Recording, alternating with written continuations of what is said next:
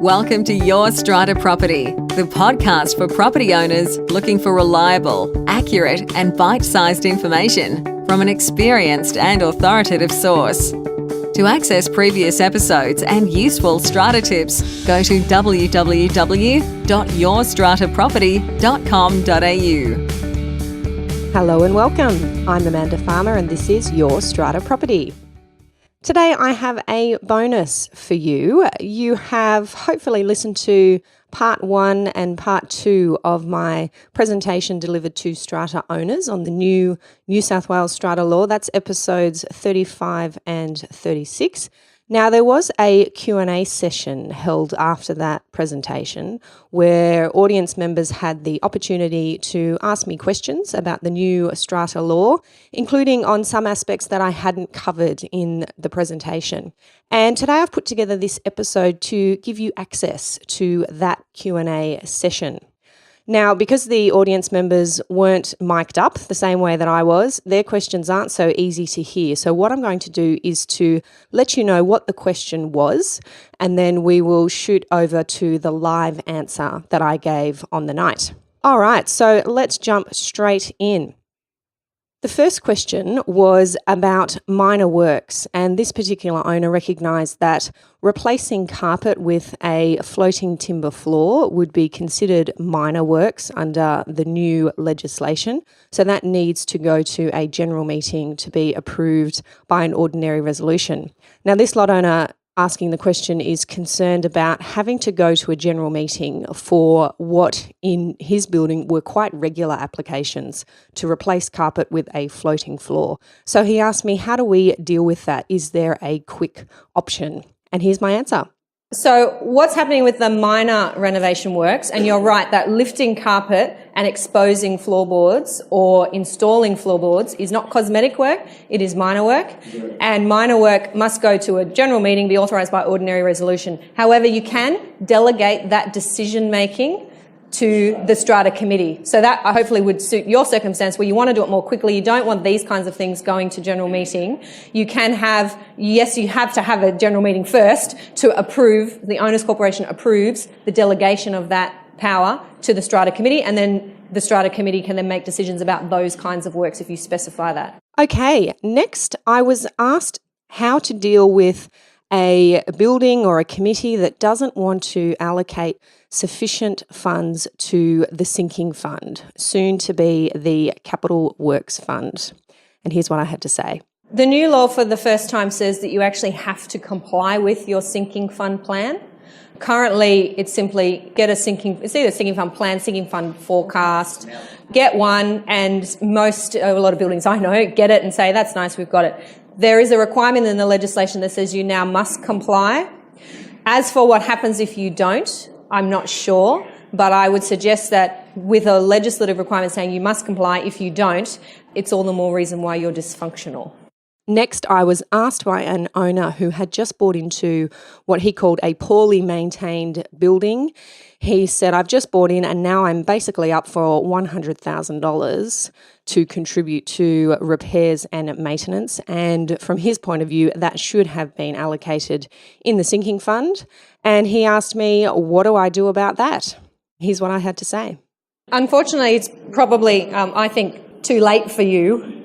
If your developer, I suppose you're saying, hasn't struck appropriate levies when the strata plan was sold off and you're now behind. So the best thing you can do is get yourself on the committee and make sure that these funds are raised, sufficient funds are raised, as they should be, to make sure that the work gets done. And if for whatever reason your committee or the rest of your owners are not on board with that, then you can approach the tribunal for orders that the owners corporation properly maintain and repair the common property. And in order to do that, they need to raise X amount. And therefore, that's what they should be doing, and they can be ordered by the tribunal to take those steps. The next question was about the new model bylaw dealing with smoking. Does smoking and smoke drift cover barbecues? Here's my answer. That's a really good question. As far as I'm aware, it doesn't specify it doesn't define smoking, and I think that's a problem. And I think that's why you need a bespoke smoking bylaw drafted. The bylaws that I draft define what smoking is, and we include things like, if we're instructed, e-cigarettes. A lot of buildings have problems with e-cigarettes because I think there's a smell or there's maybe a question about toxins, so they want to ban e-cigarettes. So we make sure that that's included in the definition of smoking in a bylaw. So as much as the model bylaw is a great place to start, I do recommend that all buildings get their own unique bylaws drawn up. Next, I was asked about the process for approving minor works, and particularly this lot owner talked about magnesite in their building. They have magnesite in the concrete slab, which causes concrete cancer. I'm sure a lot of our listeners will be familiar with this stuff. And this particular committee had been inspecting and remediating wherever they had found magnesite.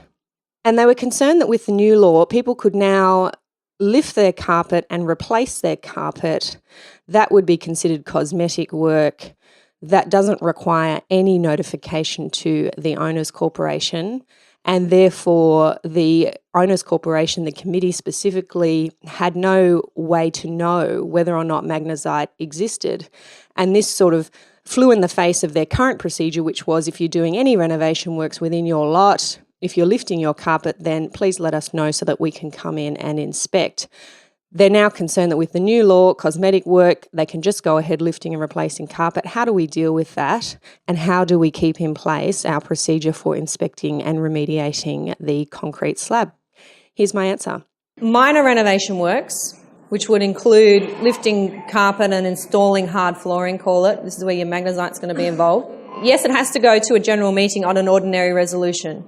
There can be conditions attached to an approval, and the legislation sets this out. This is actually in my paper. If you go and download it, there's a bit more information about how these minor works are approved. You can impose conditions, and they include things like the owner has to be responsible for any damage to the common property that occurs. You have to have your right tradespeople. What I'm thinking is whether you can impose conditions like notifying the owners' corporation to inspect so that they can come and inspect so you can deal with your magnesite issue. There's a real tension in the current law as to if you have an existing bylaw, and I know the one that you have, an existing bylaw that deals with hard flooring and it deals with magnesite issues, what the status of that bylaw is when the new law comes in. Yes, it's still in force, but when the new law says something different, which is you can install hard flooring on an ordinary resolution, there's a conflict. So which prevails? And I've read this law inside out and back to front on that question, and I can't work out the answer. And I've said this to OCN members before. I think if I was before the tribunal, I'd argue for the lot owner that the legislation prevails. We as lawyers learn that. Legislation takes precedence over instruments and rules. But I would also argue for the owners' corporation that the legislation says you must comply with the bylaws. And we have a specific bylaw about flooring, and it says this. So, I'd love for one of my colleagues or strata managers to give me their view and guide me on this, but I haven't worked that one out yet, which one prevails. And it might be something that is worked through the tribunal and we get some kind of direction there. Now, here I had a question about the owners' corporation being responsible for consequential damage to lot property when the owners' corporation is dealing with repairs and maintenance of common property. And what I specifically want to highlight here is that I did refer to a provision in the new legislation that does make owners' corporations responsible for damages suffered by lot owners as a result of the failure to repair and maintain common property. Here's what I had to say about that new section. Now, something interesting that's coming in with the new law. The new law provides that if a lot owner suffers damage from a failure to repair or maintain common property, they can claim that damage from the owners' corporation, but they must do so within 2 years of first becoming aware of the loss. Next, I was asked about air conditioning. This lot owner recognised that air conditioning is considered minor work under the new legislation, the installation of air conditioning. And this lot owner was concerned that air conditioning might constitute a structural alteration. So is it still minor work? The legislation specifically identifies air conditioning as a minor renovation work. So as far as I'm concerned, and it says, I think it says split system air conditioners. So I appreciate what you're saying, that it involves some alterations to the structure. It's probably not going to affect the structural integrity of the building, so not sort of like removing a structural wall. Installing a split system air conditioner, I'd say any engineer would say that's pretty safe. So yeah, the legislation specifically says that it is minor renovation work. So that's an ordinary resolution at a general meeting, so majority vote at a general meeting. Next, I was asked, how much does it cost to draft and register a bylaw? Here's my answer. Well, I can tell you what I'm charging. I charge, just for a straightforward bylaw, I charge $500. That's if you're getting it drafted by lawyers unique to your building. You can get them for free if you're a member of the YSP community. Well, almost for free, $29 a month. And there's a few bylaw templates in there. So $500 for drafting, and then your registration, I think registration fees at the moment are about $140. You have to register them with the LPI. And if you get lawyers to help you register them, we charge a bit on top of that. So something like $900 by the time you've done the registration and paid your disbursements. A lot of strata managers register the bylaws themselves, and they're much cheaper, I'm told. They don't draft them themselves, they register them themselves. Yeah. The next question, great question. When it comes to occupancy limits bylaws or bylaws that prevent overcrowding, there is, of course, an exemption for people who are related. How do we prove that if there are 12 people living in a lot, they are not related and they are in breach of the bylaw? Here's my answer. Very good question. Very good question. That's going to be a problem. And the legislation goes into some detail about what related means. And it deals with things like recognising Aboriginal kinship relations and things like that. So there's a bit in there about related and de facto. But as for proving that, if you take someone on for breach of that bylaw, you know what will happen? You'll end up in the tribunal. They'll be saying we're all related. You'll be saying no, you're not. And you'll all be in the witness box and being cross-examined as whether the tribunal member believes you or not. The section of the Act that says you can have an occupancy limits bylaw simply says you can have an occupancy limits bylaw and it's no fewer than 2 adults per lot and exempts these people. If you go off and get an occupancy limits bylaw, your bylaw should include all of these things. It should say what related means. It should say how you, if you say you're related, how you prove that. It's the same way that if you have an animals bylaw, keeping of animals bylaw, that bylaw has a procedure within it for how to apply to keep an animal. So I like this. You've given me an idea for when I'm drafting my occupancy limits bylaws. Here I was asked about pets and whether you can limit the number of apartments that can have pets. So, for example, can you impose a percentage? At any one time, only 30% of the lots in our building can keep an animal. And the lot owner who asked this question was intent to ensure that the building wasn't overrun with animals because they didn't want to set a precedent. Here's what I had to say. There's nothing stopping you expressly doing that, but you might run into trouble if someone wants to say that that's harsh, unconscionable, or oppressive. It could well be. And you know, and what you're saying there, that setting a precedent, or we call it in law the floodgates argument, which is if we do this, then we open the floodgates, doesn't go down too well with the courts. Do you know what the thing is about pets? It's not so much about allowing people to keep a pet or not. It's about how that animal then behaves. And that's why your bylaw then has to deal with the outcomes of keeping that pet. So a building could have 50 animals in the building and you don't know that they're there. It's about, to the extent that you can, controlling the result of having those pets, the noise, the mess, the impact on other people, and you have all those clauses in your bylaw that says this is how, regardless of how many you have or what breeds they are or how big they are, this is how they should behave.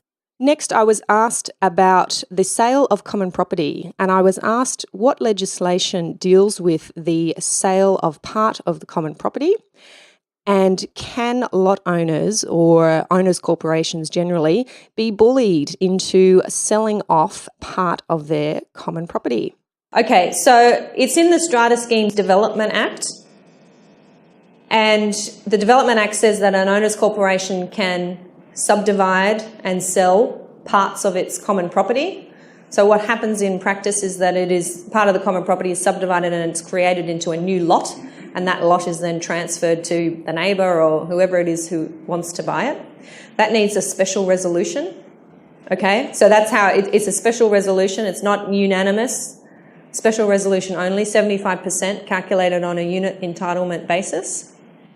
As for anyone forcing the majority to do that when you can't get the vote, I can't see at law how that's possible. They might be huffing and puffing and threatening you. If it's a pure sale, then it needs a special resolution. If they're talking about an exclusive use right, which is a bylaw, then there is an avenue to appeal a rejection of an exclusive use, or now going to be common property rights bylaw, on the grounds of unreasonableness. But as far as I'm aware, if you can't get that special resolution to subdivide and sell common property, it's not going to happen.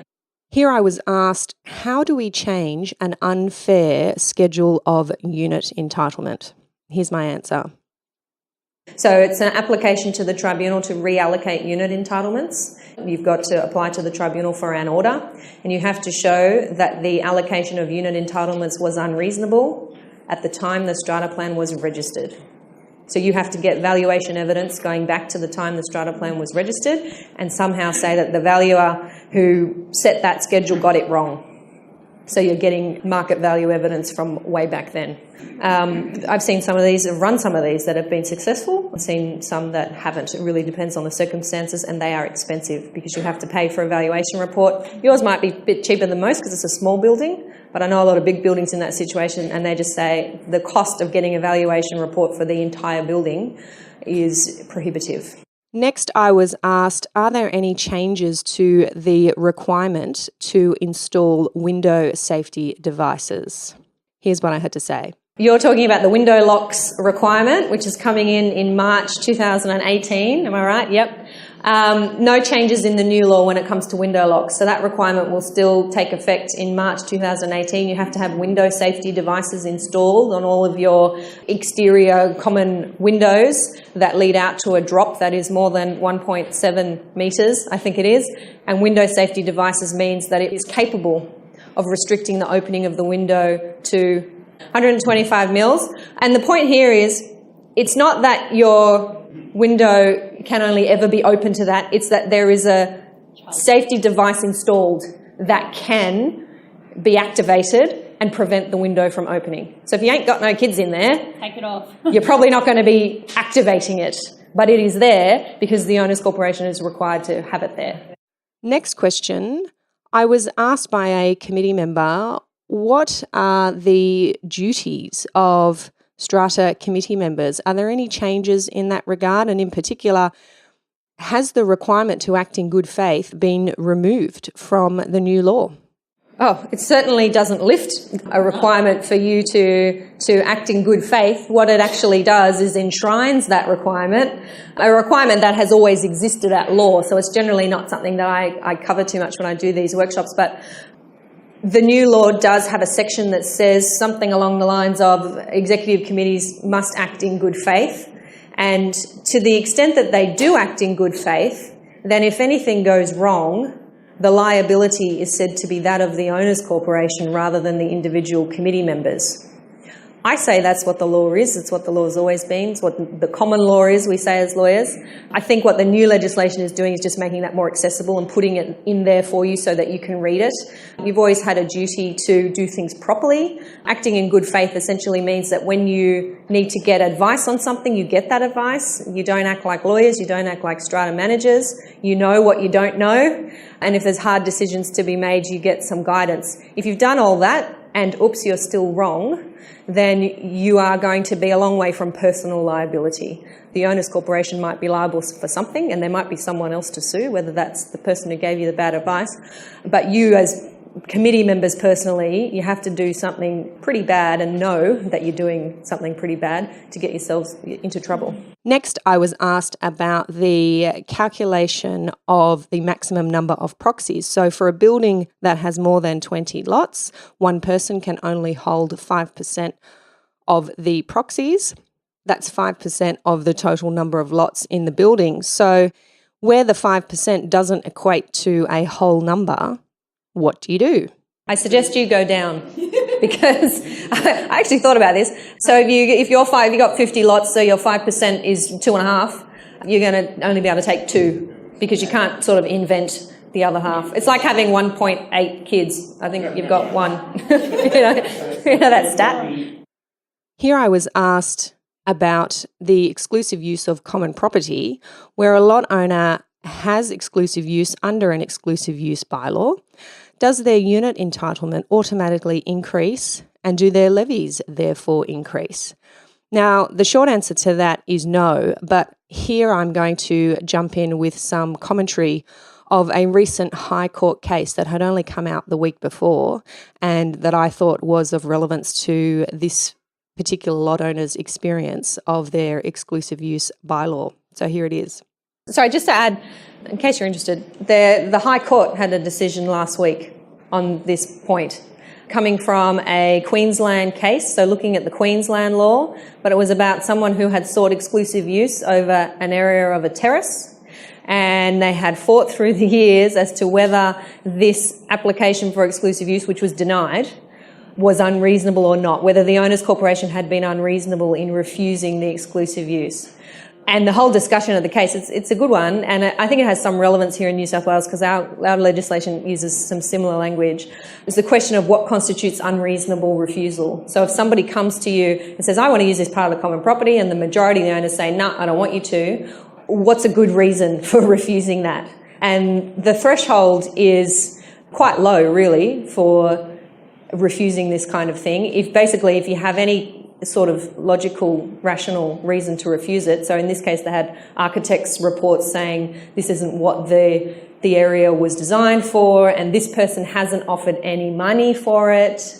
That was a good enough reason to refuse consent to an exclusive use bylaw. Queensland legislation by High Court case, it will be quite persuasive here in New South Wales last week. Next, I was asked a question about the collective sale or renewal of a building, so the sale of the whole building to a developer. And I was asked the question, how is the 75% approval threshold calculated? Now, this has been a really popular question. It's something that has been asked by members of the YSP online community in the forum. And the question generally goes like this: is the 75% calculated on the basis of unit entitlements, or is it a simple head count on the number of lots? Here's my answer. It's based on the number of apartments. So the 75% requirement on a collective sale of a building is based on the number of lots. It is not a unit entitlement count. So it's not a special resolution. It's a 75% of lots have to be in favour of the collective sale or renewal of a building. Now, finally, I was asked by a lot owner who is currently in litigation before the New South Wales Civil and Administrative Tribunal. She had recognised that there was a change to the tribunal procedure in the new law. She's currently in the middle of litigation, and she wanted to understand how that change in procedure might affect her current proceedings. Here's my answer. The process you're in now, I think you said the adjudicator's made a decision and this person has appealed the decision to the tribunal. Okay, so you're in the tribunal. So you'll just continue along that same track. What's happening with the new legislation is the adjudication system is being scrapped.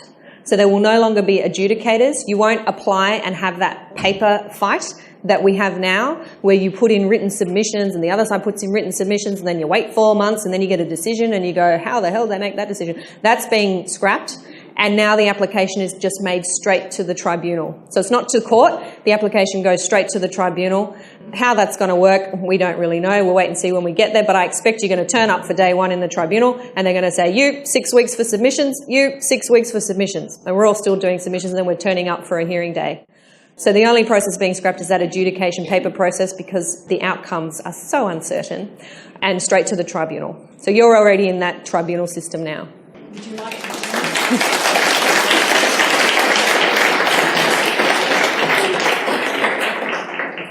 Okay, now that concludes these 3 special episodes on the new New South Wales Strata Law. I hope you have found those episodes really valuable. I know those who attended the presentation on the night certainly got a lot out of it and took a lot back to their buildings and to their committees.